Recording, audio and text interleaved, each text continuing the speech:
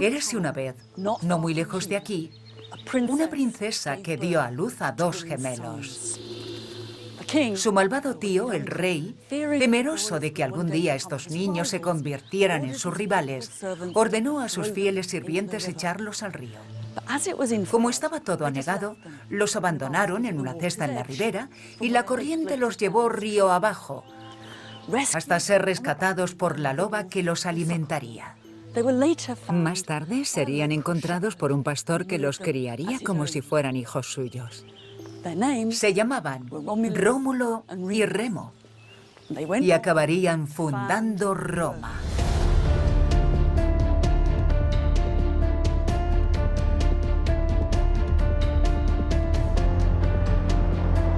Esta pequeña ciudad del centro de Italia se convertiría en el núcleo de un imperio,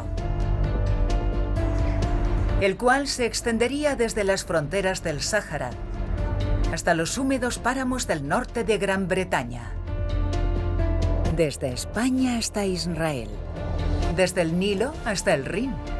Ha enmarcado la geografía de la Europa moderna y ha definido nuestra concepción de los imperios, transformando el mundo occidental, revolucionando el comercio.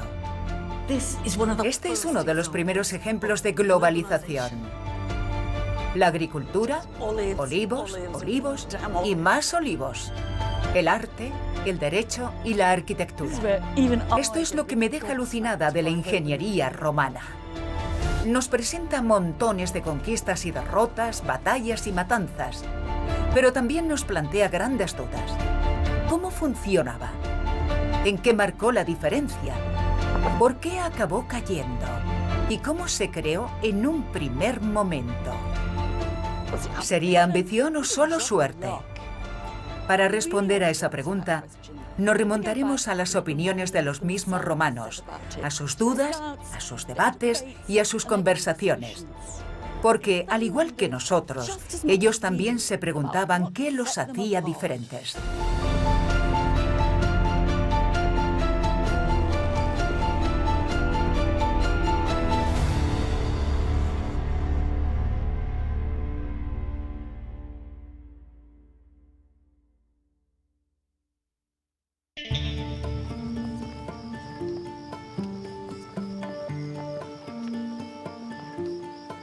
En la Vía Apia, una de las principales calzadas que unía Roma con el sur de Italia, empezamos a hacernos una clara idea de cómo vivían los primeros romanos. Un largo periodo previo a las columnas de mármol y al Coliseo que se suele pasar por alto.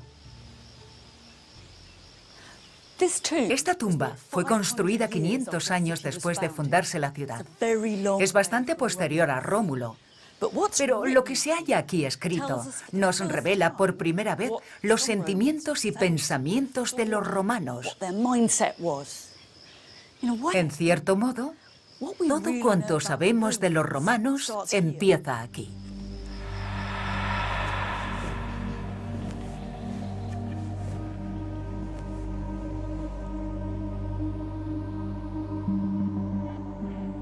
Esta no es la Roma que imaginamos, pero era lo más grandioso que podían hacer en la época, algo que entonces resultaba innovador. Esta es la lápida del primer hombre enterrado aquí, Escipión Barbado, que significa barbudo, y nos cuenta sus excelentes cualidades. Fortis vir sapiens. Era un hombre fuerte y valiente, pero inteligente y sabio. Esto es bastante raro. Dice que su apariencia equivalía a sus virtudes. Si su apariencia era tan buena como sus virtudes, sería muy buena. Llamaría la atención y acaba con sus conquistas. Subegit omne Lucanat. Sometió a toda Lucania, una región del sur de Italia. Ópsides que abducit, y tomó rehenes. Queda claro cuáles eran las prioridades de esta gente. Pero no se reduce a eso. Aunque apenas sean las líneas de un epitafio, Esta es la primera forma de narrativa histórica que ha sobrevivido de los romanos. Aquí es donde empieza la escritura de la historia de Roma. Tal vez hubieran pasado 500 años desde la fundación de la ciudad, pero es el primer lugar en el que podemos ver realmente a los romanos. Nos hacemos la vívida idea de un pueblo comprometido con la conquista y con la gloria que aportaban las victorias militares. Compromiso que también compartían todos los pueblos de alrededor. Entonces, ¿qué diferenciaba a los romanos? A falta de pruebas directas, el mejor lugar para hallar la respuesta son las historias que contaban y sus elaboradas especulaciones sobre los orígenes de la ciudad. Y en particular, la mítica historia de Rómulo y Remo, los hermanos amamantados por una loba, que era narrada una y otra vez, y que contendría un mensaje sobre las conquistas y guerras internas de Roma. Por tanto, encontramos un poco de historia romana en el mito. Resultaría fácil desechar la historia de Rómulo y Remo por considerarla un cuento o un mito. Y aunque no la consideremos historia como tal, no quiere decir que no revele mucho sobre cómo los romanos se veían a sí mismos y cuáles eran sus ansiedades y prioridades culturales. ¿Por qué una loba? La historia no hubiera sido lo mismo con una vaca o una oveja. El hecho de que fueran rescatados por una feroz depredadora revelaba el destino de los gemelos. Algunos romanos cuestionaron ese detalle. Loba, en latín, lupa, también significa prostituta. ¿Sería realmente una prostituta quien los rescatara? Pero, en términos generales, ¿consideraban cierto el relato? De hecho, cuando más tarde inscribieron en el foro una lista con los nombres de todos los generales que habían protagonizado las más grandes y sangrientas batallas por Roma, con personalidades como Escipión, ¿con quién empezaron la lista? Con Rómulo.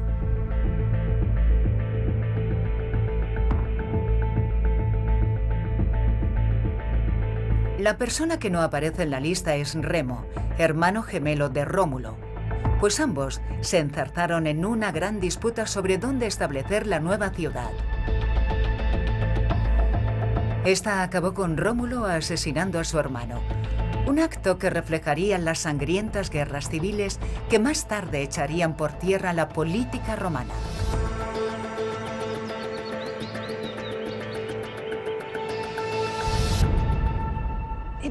Esta ha de ser una de las historias más extrañas del mundo sobre la fundación de una ciudad. No solo habla de un par de gemelos y dos fundadores, sino que cuenta que uno de ellos mató al otro. Así el fratricidio se asentaba al inicio de la historia romana.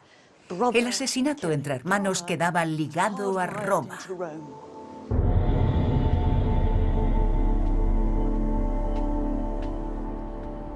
Tras establecer la ciudad en el Monte Palatino, Rómulo era su único gobernante. El primer problema de Rómulo fue que su flamante ciudad apenas contaba con habitantes, así que la declaró un asilo y dio refugio a delincuentes, esclavos huidos, desposeídos e indigentes de toda Italia. Se trata de otro extraño aspecto que sumar. Mientras que muchas ciudades de la antigüedad querían pensar que sus habitantes originales habían brotado milagrosamente del suelo de su tierra natal, los romanos pensaban que la suya había sido una ciudad de asilo. Fue un intento por darle una dimensión mítica, a la que más tarde sería una de sus principales características. Roma no solo recibía a forasteros, sino que también extendería la ciudadanía romana por todo el imperio. El siguiente problema de Rómulo era que no tenía mujeres y por lo tanto su ciudad no tenía futuro.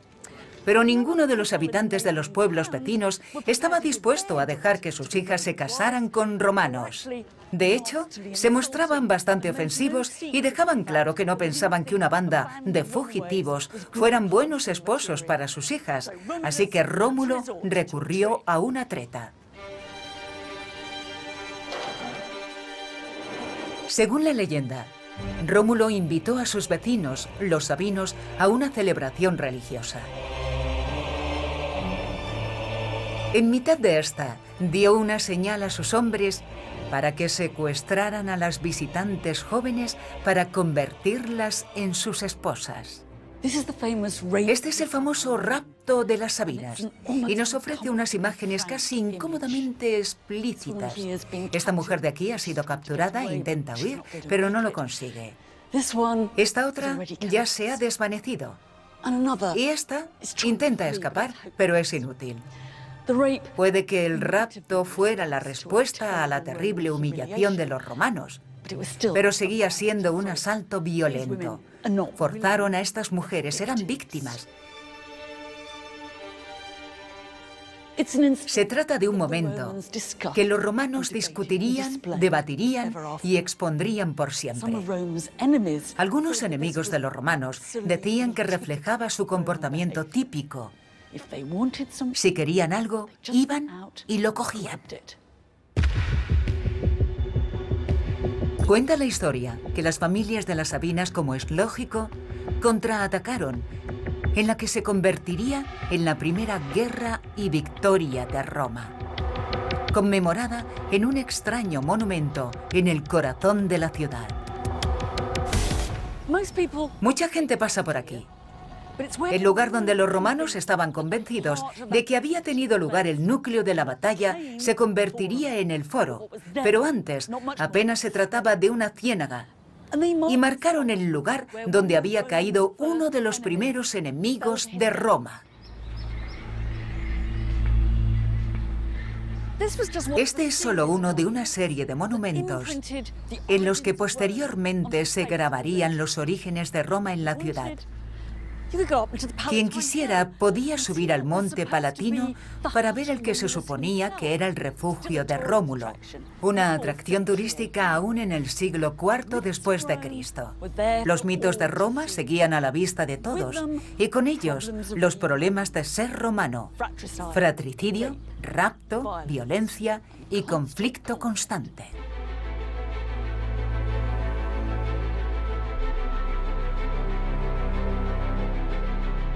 Al principio Roma sería gobernada por reyes, Rómulo y los 6 que lo siguieron. Pero los ciudadanos acabarían rechazando lo que consideraban una tiranía y establecieron una forma de democracia mediante la que cada año la gente elegiría quién gobernaría la ciudad y combatiría en sus guerras. Pronto se verían indicios de que Roma empezaba a crecer. ¿Y por qué acabó convirtiéndose una pequeña ciudad junto al Tíber en muchísimo más que eso? Lo cierto es que no lo sabemos. Pero sí que sabemos cuándo, y hasta casi podemos palparla. Pues a principios del siglo IV a.C., los romanos construyeron esta enorme muralla en torno a la ciudad. Pero su finalidad no solo era defensiva, sino proclamar que Roma ya estaba aquí. Y lo más interesante es que muchas de las piedras que habían usado para construirla provenían de una pequeña localidad que habían tomado a apenas unos kilómetros de distancia. Este es uno de los primeros indicios de la expansión romana.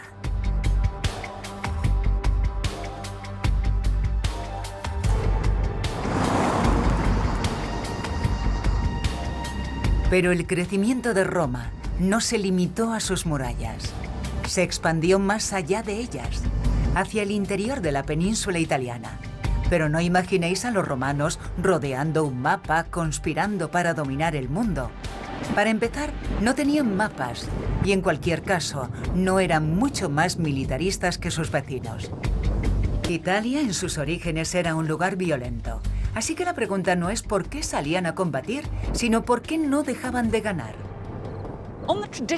El patrón tradicional de las contiendas, por llamarlo de alguna forma, consistía en que cada año los hombres de un sitio asaltaban una ciudad vecina y si tenían suerte volvían con esclavos y ganado. No era un conflicto organizado, sino un ataque ensalzado. Lo que hicieron los romanos fue establecer relaciones permanentes con los pueblos derrotados. Claro que volvían con esclavos y ganado, pero exigían que en el futuro los pueblos derrotados proporcionaran tropas para el ejército romano. Progresivamente esto les fue proporcionando una gran ventaja, pues en la antigüedad no era un equipo militar de alta tecnología lo que contaba, sino la cantidad de hombres que se pudieran reunir. En solitario, la ciudad de Roma jamás habría podido dominar toda Italia. Fue crucial la relación que estableció con otros pueblos. Roma no solo conquistaba, sino que integraba a sus enemigos, y eso la diferenciaba. En el siglo III a.C., Roma ya contaba con más de 700.000 soldados.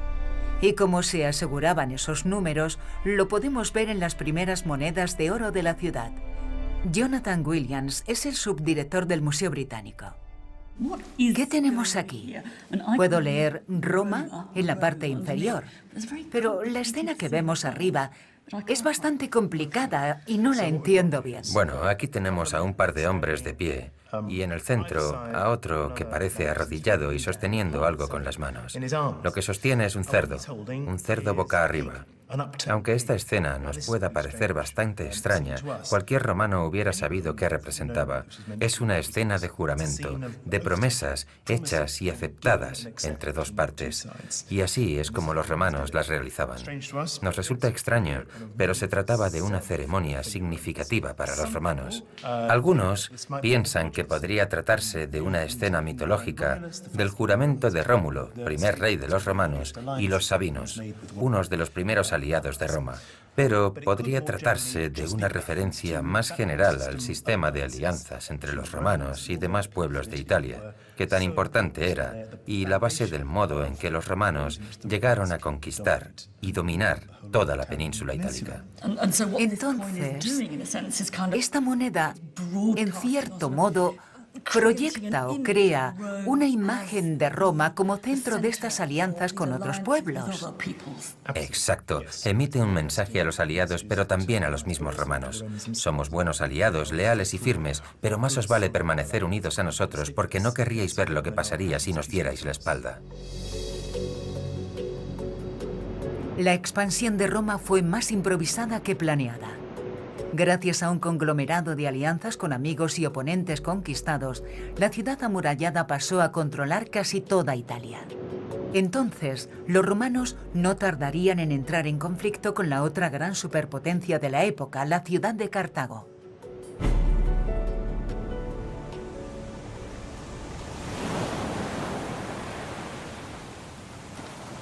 Y es que había otro imperio que rivalizaba con Roma.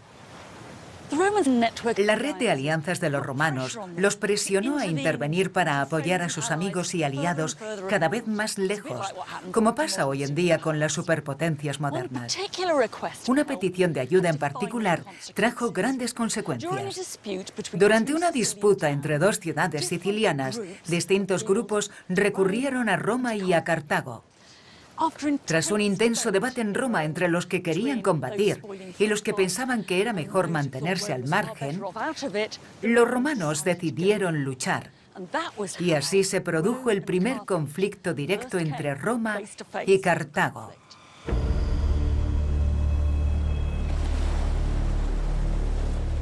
A lo largo de una estrecha franja de agua, la isla de Sicilia, más griega que italiana, se convirtió en el escenario de la primera guerra de Roma en ultramar. Una contienda naval contra el estado marítimo más poderoso del Mediterráneo occidental.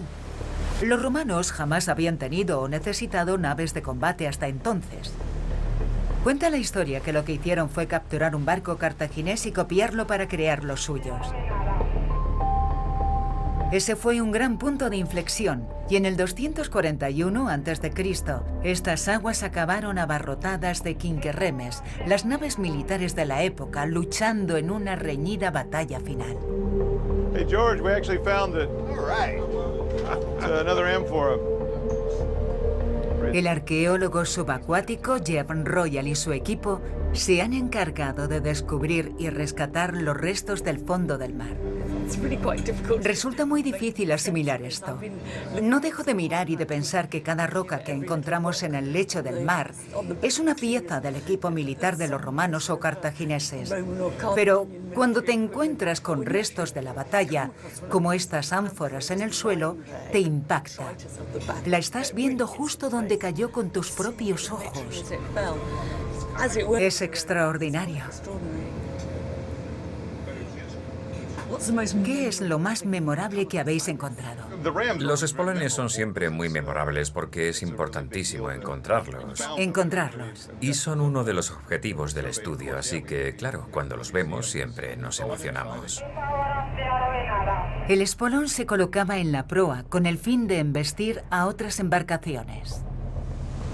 Lo que nos demuestran las pruebas es que evidentemente se produjo mucha destrucción a nivel del mar, Sí. de la superficie del mar, Sí. y está todo desperdigado, los cascos, los espolones están dañados por delante, tenemos 11 espolones, 10 de ellos romanos. ¿Buscaban chocar entre ellos? Sí, Pretendían chocar unos contra otros. sí, Como coches de choque que no se evitaban. sí. Al estar en el mar y a la velocidad a la que iban, podías ver desde 1 hora y media, hora y 45 o 2 horas antes lo que iba a suceder. ¿Tenías tiempo para cambiar de opinión? Sí. Y si no cambiabas de opinión y perdías, toda la tripulación moriría. Sí. Gracias al trabajo de Jeff, puedo tocar con mis propias manos algunos de los restos de la batalla. Este extraordinario objeto es uno de los espolones de bronce que se añadían a la proa de los barcos por debajo de la línea de flotación. Es evidente que este perforó un barco enemigo porque parte de una tabla cartaginesa sigue pegada a él.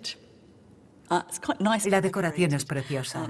Vemos un casco aquí, el logo de un casco con plumas, y bajando por aquí encontramos una maravillosa huella del funcionariado romano. Dice Lucius Quinctius, es decir, que el agente de control de calidad aprobó este espolón. Prueba de la maravillosa eficiencia administrativa romana. De hecho, contrasta mucho con el espolón cartaginés, cuya inscripción dice algo así como «Que Dios golpee vuestros barcos y haga agujeros en ellos».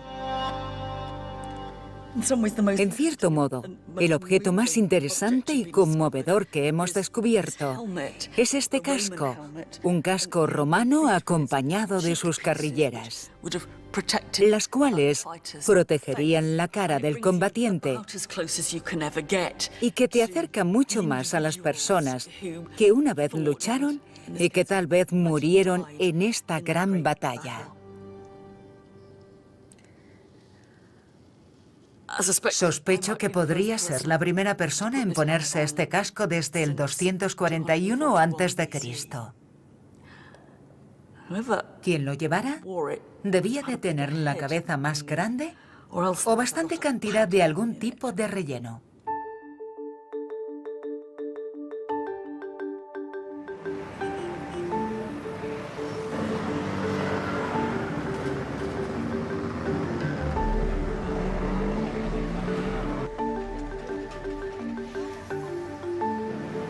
Finalmente, los cartagineses fueron expulsados de Sicilia y dicha isla se convirtió en el primer territorio en ultramar bajo dominio romano.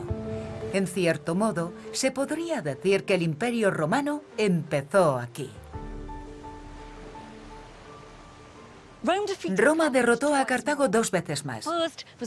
La primera fue la conocida ocasión en que Aníbal llevó a cabo la hazaña de cruzar los Alpes con sus elefantes para ser derrotado en todos los frentes. Y unos años más tarde, en el 146 a.C., los romanos rematarían la faena, ya fuera porque les preocupaba una recuperación de los cartagineses o por exhibir su fuerza. Se embarcaron en una expedición hacia el norte de África con Escipión Emiliano al mando y arrasaron por completo la ciudad. Como había repetido insistentemente un senador, Cartago de lenda este, Cartago debe ser destruida. No sabemos qué llevó a Roma a destruir la ciudad de Cartago, pues se habían hecho con casi todo el imperio cartaginés cuando derrotaron a Aníbal, así que tal vez fuera una devastadora muestra de autoconfianza del imperio. Pero el año 146 también sería recordado por la destrucción de otra ciudad. Fue el año en que Roma saqueó Corinto, la ciudad más rica de Grecia.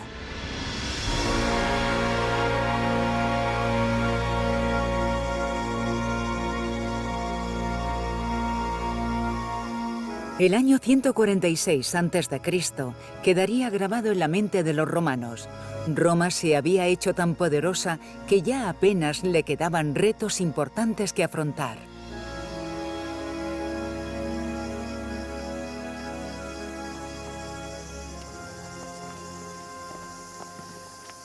La destrucción de dos de las más famosas ciudades del Mediterráneo cambió las reglas del juego para siempre. Seguía sin haber indicios de un plan maestro romano o de que quisieran gobernar en alguna parte, pero tenían más poder que nadie, aunque no supieran cómo utilizarlo. Básicamente la prioridad de los romanos era salirse con la suya, pero el año 146 a.C. fue un año ambivalente. Algunos lo celebraron, pero otros ya lo vieron como el principio del final. Y es que existe una lógica en la historia de los imperios. Cuando se llega a la cima, ya solo se puede caer.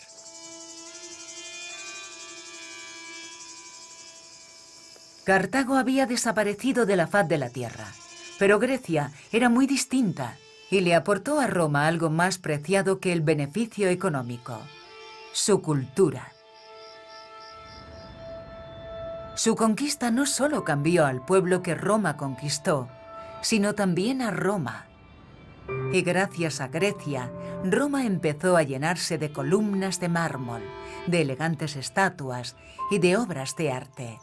Este fue el principio de la Roma que conocemos, y también el de un próspero mercado artístico. Esta fue una vez una gran obra de arte. Es una estatua de Hércules. Era parte de la carga de un buque naufragado que se ha recuperado del lecho del mar. Pero no iba solo.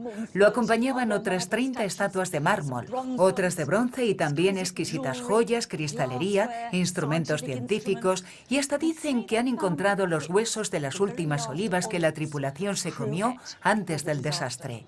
Pero desde nuestro punto de vista, lo que nos importa es que esta era una de las miles de mercancías que se transportaba desde el mundo griego en un viaje de solo ida hasta Roma.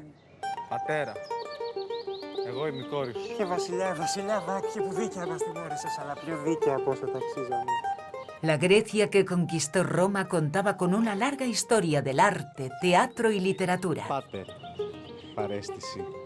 Y muchos romanos opinaban que las tradiciones culturales de Grecia superaban a las suyas.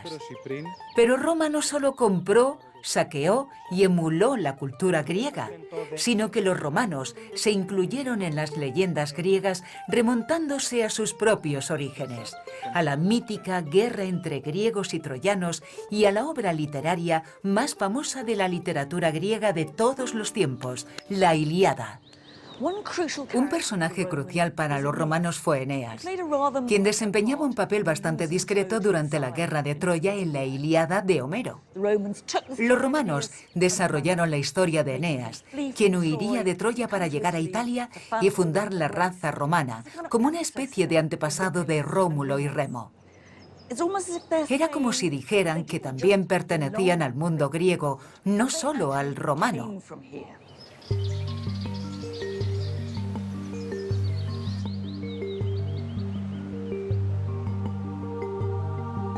La historia de Eneas involucró a los romanos en las tradiciones griegas, pero hasta qué punto adoptarlas fue motivo de debate, pues algunos conservadores argumentaban que la cultura griega estaba destrozando los valores romanos. No solo se conquistaba con espadas, se conquistaba con libros, con palabras y con cultura. Un poeta romano afirmaría más tarde que en realidad Roma no había conquistado Grecia, sino que Grecia había conquistado Roma. Lo que quiso decir es que los griegos habían sido los auténticos vencedores, pues Roma estaba en deuda con ellos por haber saldado su gran deuda cultural previa a la conquista de Corinto. Pero al mismo tiempo, el interés de Roma en la cultura griega y su estudio, conservación y reproducción de la misma es lo que la mantuvo viva para nosotros. En cierto modo, me gusta pensar que Roma nos ha presentado a Grecia. Los romanos se habían hecho con el control de todo el Mediterráneo. Eran los únicos que lo habían conseguido. Pero no solo por anexionar territorios, sino por su capacidad de salirse con la suya. Cuando pensamos en este imperio, pensamos en la tierra que rodea el mar, pero el corazón de este se hallaba en el mismo Mediterráneo. Es crucial entender lo que sucedía a lo largo de este enorme territorio líquido. Pero no hablamos solo de embarcaciones transportando esculturas. Controlar el mar presentaba problemas tan considerables como los de controlar Cartago y Corinto. El Mediterráneo era el mar interior del imperio y su principal carretera. Mare Nostrum lo llamaban, nuestro mar. Viajar por el agua era bastante más barato y rápido que por tierra, pero era peligroso. Y no porque apenas bastara una tormenta para perderlo todo, sino por los piratas y secuestradores que ansiaban hacerse con todo cuanto navegara. No solo bienes, sino también personas. Era una especie de autopista plagada de traficantes de personas. Las conquistas de Roma habían convertido a miles y miles de prisioneros en esclavos. Y eso dio lugar a una gran demanda. Eran muchos los beneficios que aportaba la trata de esclavos. Delos era una gran comunidad mercantil y la gente ganaba mucho dinero aquí. Un escritor romano consideró que se trataba del mayor mercado del planeta. Se comercializaban todo tipo de bienes, perfumes, especias, esculturas, muebles, pero Delos era famosa por ser la capital mundial de la trata de esclavos. Y uno de sus principales proveedores eran los bandidos y secuestradores a los que los romanos llamaban piratas. Para los romanos, pirata era todo aquel que no querían ver en un barco, desde pequeños oportunistas hasta grandes delincuentes más parecidos a una mafia. Su relación no era fácil y los hombres de estos barcos eran difíciles de controlar. Un día abastecían tu mercado y al siguiente te atacaban.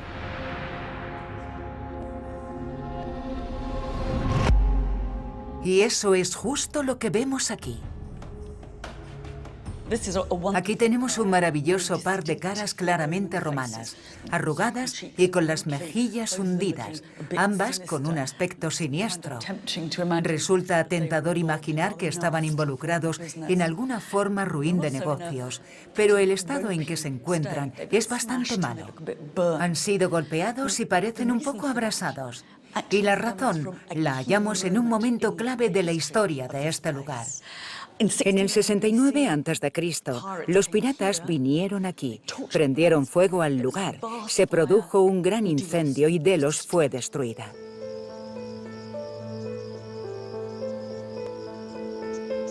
Pero los piratas también produjeron un impacto en Roma, El temor que generaban a los romanos les proporcionó una razón o excusa para tomar una decisión que sentaría las bases para grandes cambios políticos que minarían la democracia y ensalzarían la autocracia. Los piratas eran una molestia y a veces un peligro, pero la amenaza siempre podía ser manipulada para justificar las acciones militares. La guerra contra los piratas fue una especie de guerra contra el terror. En el 67 a.C., el pueblo romano dotó de poderes casi ilimitados a un solo hombre para acabar con los piratas. Ese hombre era Pompeyo.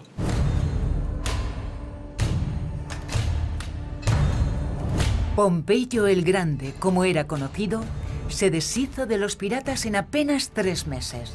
Después, concentró sus fuerzas contra algunos poderosos reyes del este para regresar a Roma por todo lo alto, con un espectacular desfile de 2 días y un multitudinario carnaval.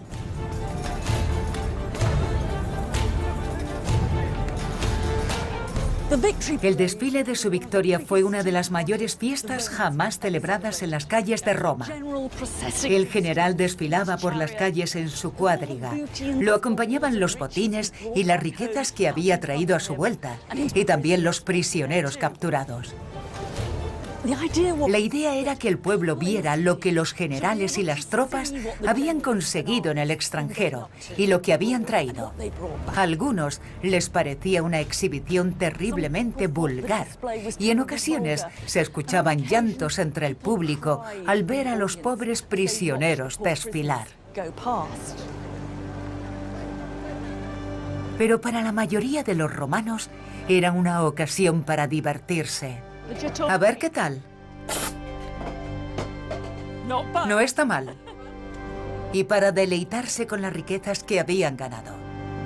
Siglos después de la fiesta, no queda mucho rastro del triunfo de Pompeyo, pero en el rincón de un museo podemos contemplar una de las piezas de las que se presumió en aquel espectáculo. No todos los días encontramos un objeto exhibido en las calles de Roma en una procesión triunfal. De hecho, puede que este sea el único. Se trata de un gran jarrón de bronce, posiblemente utilizado para mezclar vino, agua y miel. Y contiene el nombre de uno de los reyes a los que Pompeyo derrotó grabado en el borde. Con esto me queda bastante claro que este fue uno de los miles y miles de tesoros que el pueblo romano vio pasar en el desfile de Pompeyo del 61 a.C.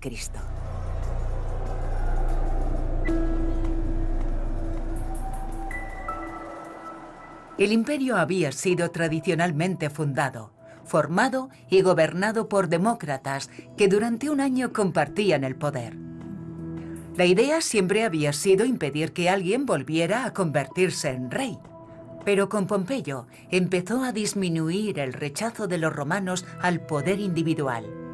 Para defender o extender el imperio, tal vez fuera necesario poner el control en manos de un solo hombre. Sin embargo, para haber revolucionado Roma, dejó muy pocas huellas visibles. Esta es una maravillosa muestra de arqueología en las calles romanas. Puede pasar inadvertido, pero el diseño de estos edificios, esta extensa fachada curva, coincide con los antiguos cimientos romanos de debajo. Cimientos que pertenecían a un gran anfiteatro semicircular. Esto es lo que queda de un teatro que Pompeyo construyó con los beneficios de sus campañas orientales. Y esta es la primera vez que un edificio romano empezaba a parecerse a la Roma que imaginamos. Grande, monumental, magnífica y diseñada para impresionar.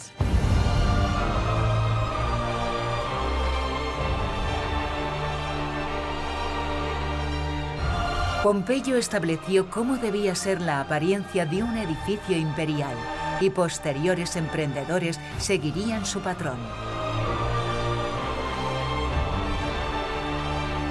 Pero su nombre nunca sería muy conocido. Siempre sería eclipsado en la búsqueda de la gloria y en la competición por el poder personal. El hombre que sería recordado durante toda la eternidad sería su gran rival, Julio César. Blimey. Off we go. Never done this before. Al contrario que Pompeyo, César se encaminó al oeste.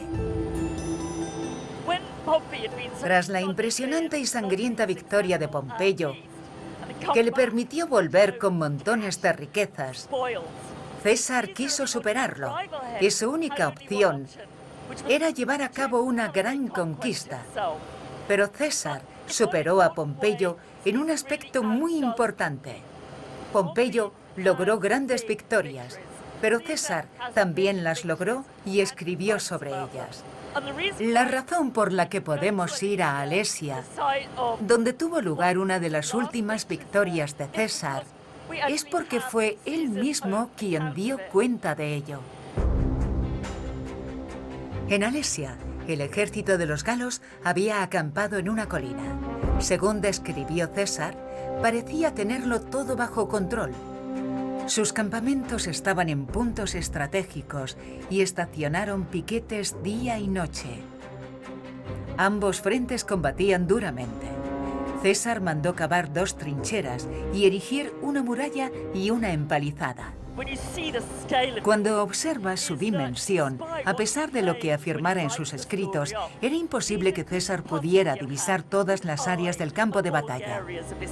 A fin de cuentas, ganar una batalla en la antigüedad dependía del número de tropas, de hacer pasar hambre al enemigo, de sorprenderlos por la retaguardia o quizá, en buena parte, era cuestión de suerte.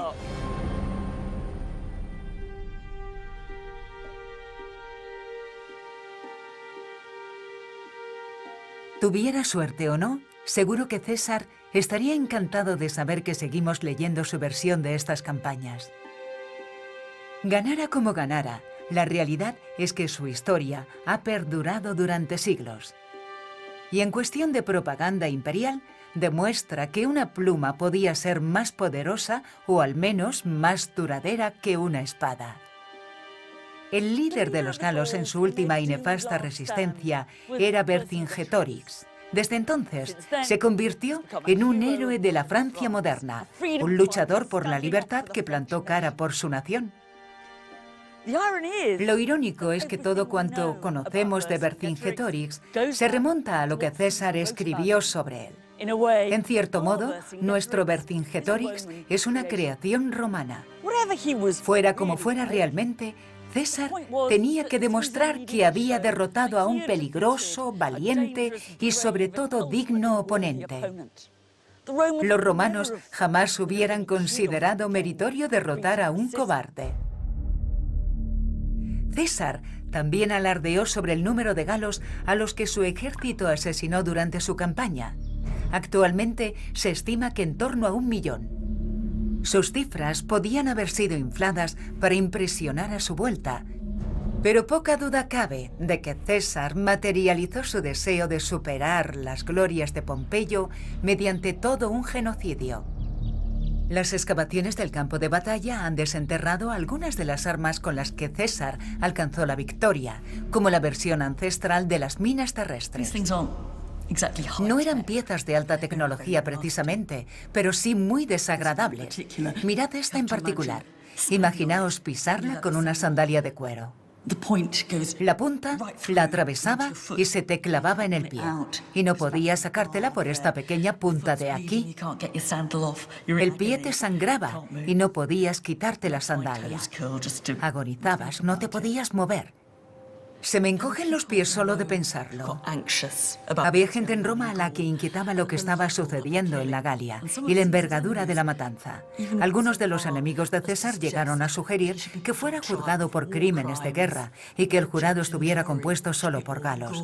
El Imperio Romano era bastante cruel, pero había unos niveles de crueldad que ni siquiera los romanos podían soportar.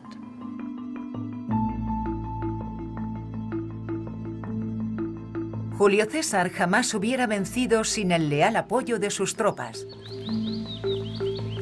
Ya no eran los ladrones de ganado del principio, sino soldados profesionales tan vinculados a su general como este a ellos, incluso más que al Estado. Y al contrario que Pompeyo, César estaba preparado para utilizar este ejército en el control de Roma.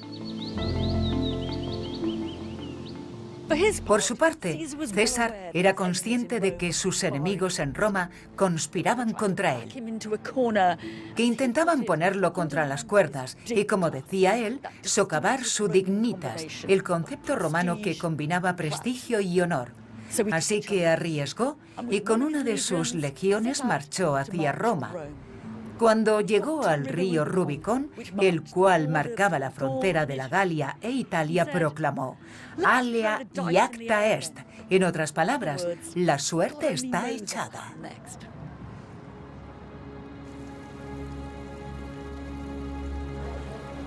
Algunos romanos lo consideraron el legado de Rómulo y Remo, los gemelos cuyas disputas acabaron con la muerte de uno de ellos.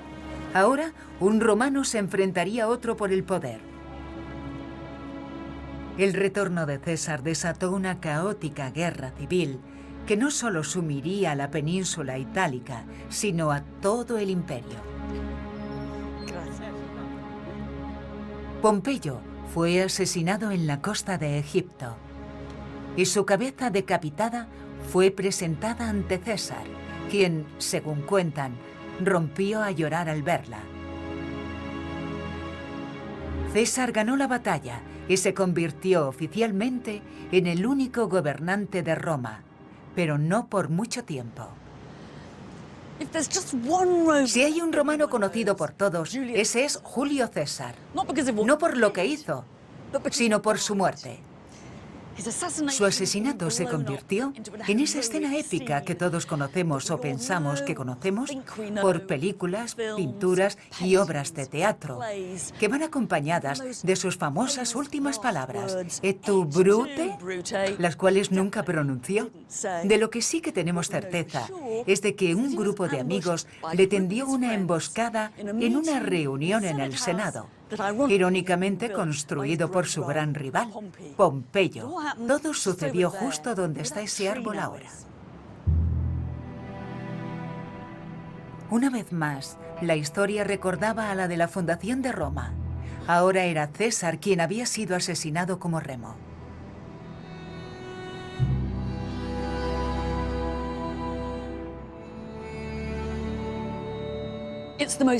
Se trata del asesinato político más famoso de la historia, perpetrado en nombre de la libertad, apenas unas semanas después de que César fuera proclamado dictador de por vida.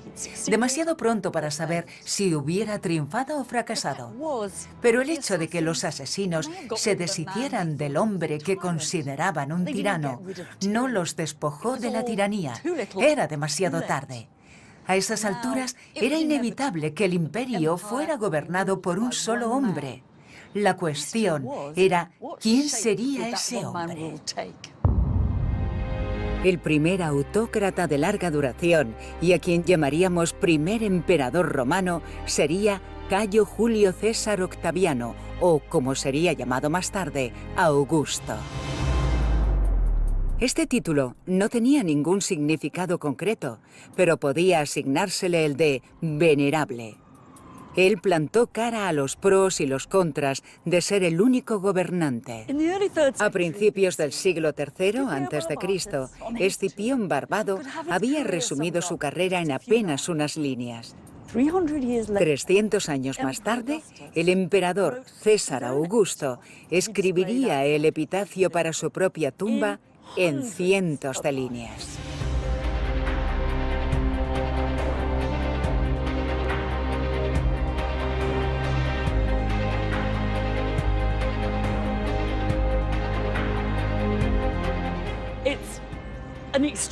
Un extraordinario y pretencioso informe de lo que hizo, pero también da unas pautas sobre cómo ser un emperador en el futuro.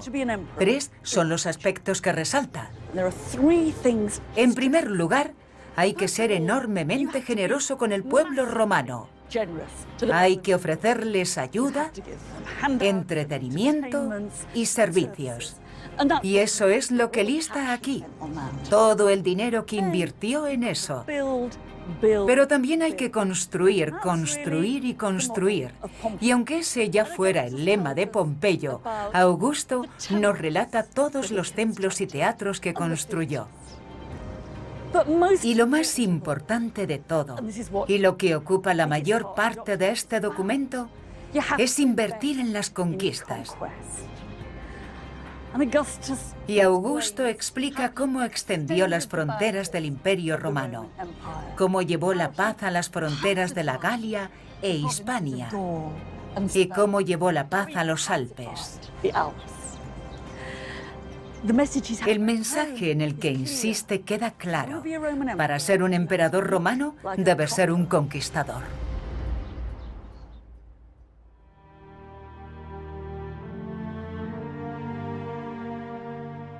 Por mucho que los romanos quisieran evitar a gobernantes como Pompeyo o Julio César, los problemas de gobernar y vigilar un imperio cada vez más grande demostró que las decisiones tomadas por un comité no funcionaban. No era el emperador el que había creado el imperio romano, sino que el imperio había creado a los emperadores. El epitafio de Augusto era un kit práctico de herramientas para ser emperador. Pero la ideología oculta detrás de todo esto se ve mejor representada en otro monumento que erigió para celebrar la Pax, la paz. Este es el altar de la paz. Y celebra la seguridad y la prosperidad que el Imperio Romano es capaz de aportar. Pero no es paz tal y como la entendemos. No se trata de la ausencia de guerras, sino de la paz que resulta de las guerras. De la paz que se ha ganado con la victoria. En realidad, es un altar de pacificación. Pero es mucho más que eso. Construido en mármol por los mejores artistas de la ciudad, no podemos pasar por alto sus mensajes. Sus paredes están repletas de frisos, algunos de ellos representando a Augusto y a su familia con la dinastía imperial tallada en piedra. Algunas de las imágenes desprenden la idea de que el suyo es un derecho divino de nacimiento y que su linaje se remonta a los míticos fundadores de Roma.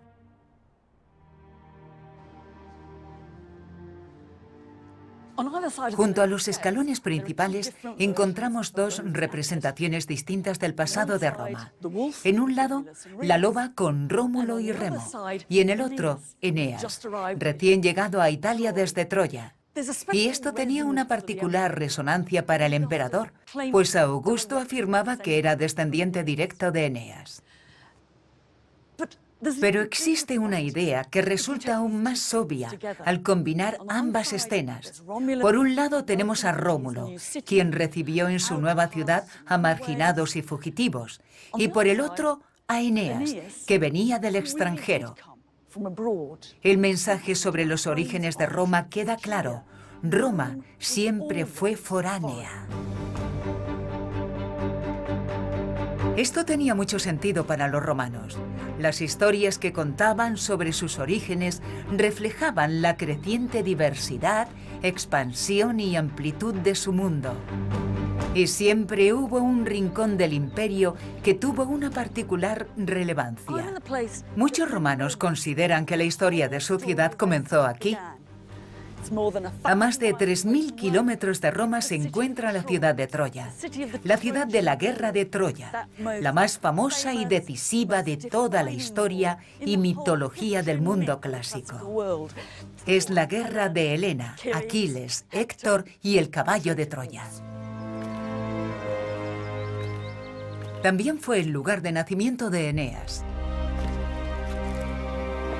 Y en la era augusta, el poeta romano Virgilio reimaginó y reescribió el viaje de Eneas desde Troya hasta Italia en su epopeya la Eneida.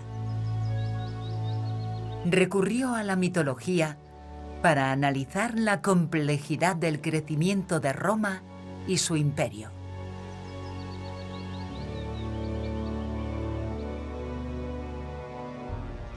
En esta epopeya encontramos de todo: amor, honor, heroicidad e imperialismo. Virgilio también destaca algunas de las facetas más desconcertantes del poder imperial.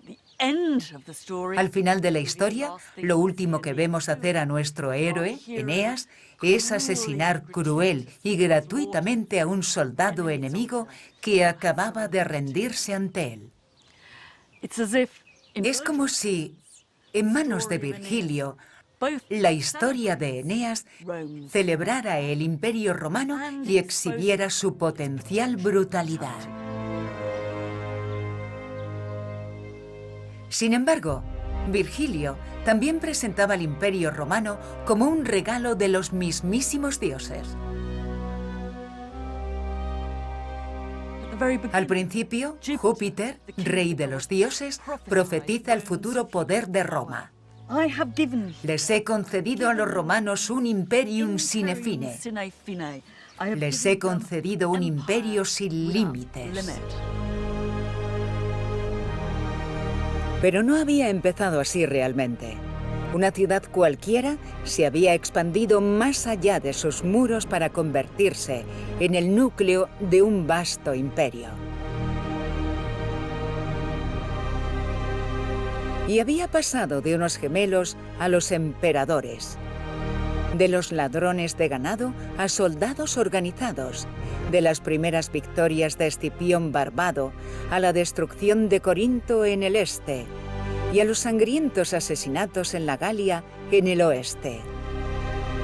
Mediante una combinación de improvisación, buena suerte, codicia y ambición, Roma se ha convertido en nuestra mente en la definición de imperio.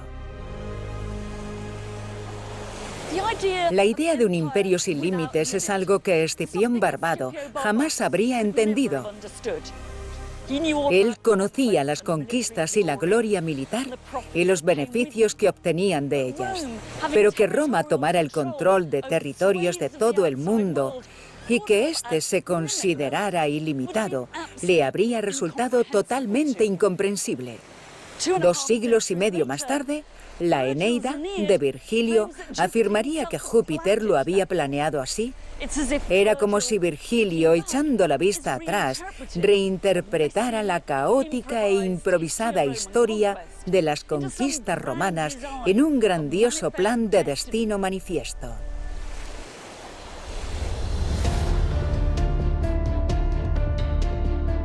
Ahora que Roma ha adquirido un imperio, ¿qué hará con él? Se trataba de un sistema que explotaba terriblemente los recursos, el paisaje y a las personas. ¿Qué lo alimentaría y qué lo conectaría? Solemos bromear diciendo que todos los caminos llevan a Roma, pero así era. ¿Quién perdería y quién ganaría? Una de las cosas más grandes que hizo fue levantar este gran anfiteatro.